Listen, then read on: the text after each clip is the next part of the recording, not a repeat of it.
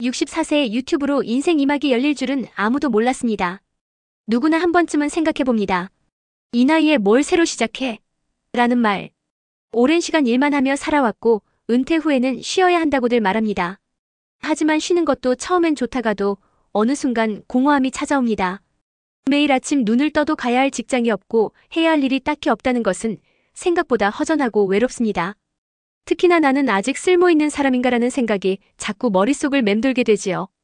하지만 이런 시기야말로 지금까지의 삶을 돌아보고 진짜 나다운 삶을 찾아갈 수 있는 시작점입니다. 우리가 살아온 시간은 결코 헛되지 않았습니다. 수십 년간 일하며 쌓은 경험, 삶에서 얻은 통찰, 가족과 사회를 지켜내며 살아온 이야기는 누군가에겐 큰 힘이 됩니다. 지금 60대, 70대가 된 우리의 세대는 젊은 세대가 상상도 못할 만큼 치열하게 살았고 그 안엔 유튜브를 통해 세상과 나눌 수 있는 수많은 콘텐츠의 씨앗이 숨어 있습니다. 유튜브는 더 이상 젊은이들만의 무대가 아닙니다. 이제는 오히려 삶의 깊이가 느껴지는 이야기, 사람 냄새 나는 콘텐츠가 더 많은 공감을 얻습니다. 은퇴 후 삶을 준비하는 이들에게는 유튜브가 그저 돈을 버는 수단이 아니라 세상과 다시 연결되는 통로가 될 수 있습니다. 실제로 64세에 유튜브를 시작해 인생을 다시 찾은 분들이 있습니다. 첫 번째 사례는 정현숙 씨입니다. 35년간 교직 생활을 하다가 은퇴한 그녀는 처음엔 하루하루가 허무하고 외로웠다고 합니다. 손주도 멀리 살고 친구들도 각자 바쁘다 보니 누군가와 말 한마디 나누기 힘든 날도 많았습니다. 그러던 중 딸의 권유로 유튜브를 시작하게 되었죠. 처음에는 스마트폰 다루는 것도 버거웠지만 자신의 일기 쓰듯 교직 시절의 에피소드, 인생의 교훈을 나누는 영상들이 점차 조회수를 얻기 시작했습니다. 젊을 때는 몰랐는데 선생님 말씀에서 삶의 무게가 느껴져요라는 댓글이 달리면서 그녀는 울컥했다고 합니다.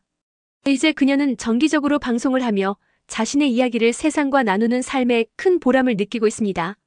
두 번째 사례는 이철우 씨, 68세에 유튜브를 시작한 전직 정비공입니다. 손기술이 좋아 평생 자동차를 만져온 그는 은퇴 후에도 손이 근질근질했다고 합니다. 그러던 중 손자에게 카메라 앞에서 엔진 오일 교체하는 법을 설명한 것이 시작이었습니다. 이 영상이 조회수 50만을 넘기면서 구독자가 폭발적으로 늘어났고 아버지, 이거 돈도 될 수 있어요 라는 아들의 말에 본격적으로 유튜버의 길로 들어서게 되었습니다. 지금은 할배정비소라는 채널로 젊은 운전자들에게 자동차 기본 상식을 전하며 수익도 얻고 자신의 삶의 리듬도 되찾았습니다. 무엇보다 내 손으로 누군가를 돕고 있다는 자부심이 그의 삶을 환하게 밝혀주고 있습니다. 세 번째 사례는 박선영 씨, 62세에 남편과 함께 시골살이 브이로그를 시작한 주부입니다. 남편의 조기 은퇴 후 귀촌을 결심하고 전북 장수의 작은 마을로 이사한 부부는 처음엔 주변과 단절된 삶이 외롭고 힘들었다고 합니다. 하지만 도시에서는 느끼지 못했던 자연의 변화와 소소한 일상들이 너무 소중하게 느껴졌고 그 일상을 영상으로 기록해보기로 했습니다. 나무에 열린 사과 하나, 첫눈 오는 풍경, 장날의 북적임 등 평범한 영상들이 사람들에게 큰 감동을 주었고 도시 탈출을 꿈꾸는 많은 구독자들의 응원을 받게 되었죠. 이제 그들은 마을 축제도 유튜브로 소개하며 마을의 활기를 불어넣는 존재가 되었습니다. 이처럼 은퇴 후에도 우리가 가진 경험과 일상은 누군가에겐 배움이 되고 위로가 됩니다. 지금 우리 세대는 누구보다 다채로운 인생을 살아왔고 그 이야기는 단순한 정보 이상의 울림을 줄 수 있습니다. 게다가 유튜브는 시작 비용이 거의 들지 않고 내가 하고 싶은 방식대로 콘텐츠를 만들 수 있다는 큰 장점이 있습니다. 처음엔 짧은 영상, 내가 좋아하는 주제부터 시작해도 됩니다. 요리를 잘하면 요리 이야기, 손재주가 있으면 만들기 콘텐츠, 또는 손자, 손녀에게 전해주고 싶은 삶의 지혜를 나눠도 좋습니다. 사람들은 진정성이 느껴지는 콘텐츠에 더 오래 머뭅니다. 더 중요한 것은 유튜브가 우리에게 주는 정서적 가치입니다.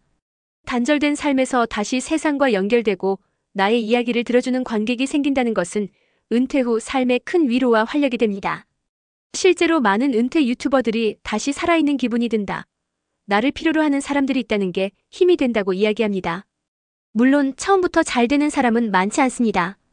편집이 어려울 수도 있고 영상이 별 반응이 없을 수도 있습니다. 하지만 목표는 대박이 아니라 계속하는 것입니다. 꾸준히 하다 보면 나만의 스타일이 생기고 어느 순간 공감하는 사람들이 찾아옵니다. 당신의 삶은 콘텐츠입니다. 당신의 목소리는 누군가에게 힘이 됩니다. 지금까지 쌓아온 인생을 그냥 묻어두지 마세요. 당신이 걸어온 길은 지금 누군가가 걷고 싶은 길일 수 있습니다. 유튜브는 늦지 않았습니다.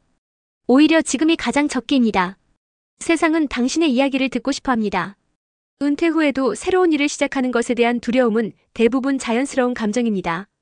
많은 사람들이 나이가 들수록 새로운 도전이 어려워진다고 생각하지만 실상은 전혀 그렇지 않습니다.